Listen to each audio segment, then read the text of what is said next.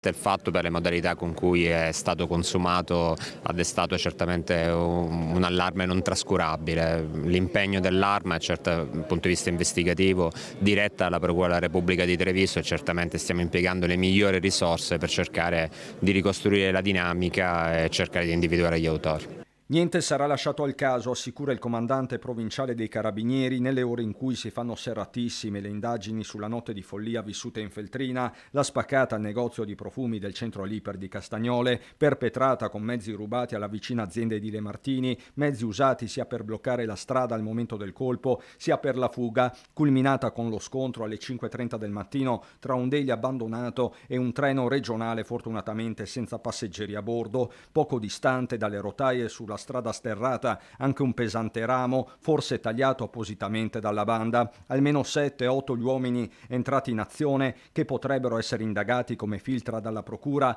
non solo per furto aggravato ma anche per l'ipotesi specifica di attentato alla sicurezza dei trasporti. Il furgoncino travolto dal treno, peraltro come vi avevamo riferito, sembra fosse stato ancorato con delle corde, anch'esse rubate ai binari. Su questo però stiamo facendo ancora ulteriori approfondimenti che sono con l'autorità giudiziaria per specificare meglio le motivazioni. Quel tratto ferroviario fra l'altro fino al giorno prima era chiuso, ci sono ancora degli approfondimenti. Quello che è certo è che i mezzi usati per il colpo, 2 camion, il daily distrutto sui binari e il fiorino diventato ariete nella spaccata, sono sotto sequestro e che accurati esami dattiloscopici sono in corso, così come si scandagliano i sistemi della videosorveglianza di tutta l'area. Viviamo in una provincia dove ci sono tante risorse che vengono messe a disposizione che aiutano certamente l'operato delle forze di polizia anche dal punto di vista investigativo e repressivo. Il momento è delicato, lo stesso Ribaudo scatta una fotografia precisa citando l'assalto in villa a Chiarano in pieno giorno e con un 19enne in casa, l'allarme alle 10:33, l'arrivo delle pattuglie alle 10:39 con relativo concitato inseguimento. Sicuramente ci sono più bande, abbiamo affrontato tante volte questo argomento, i mesi di novembre e dicembre sono caratterizzate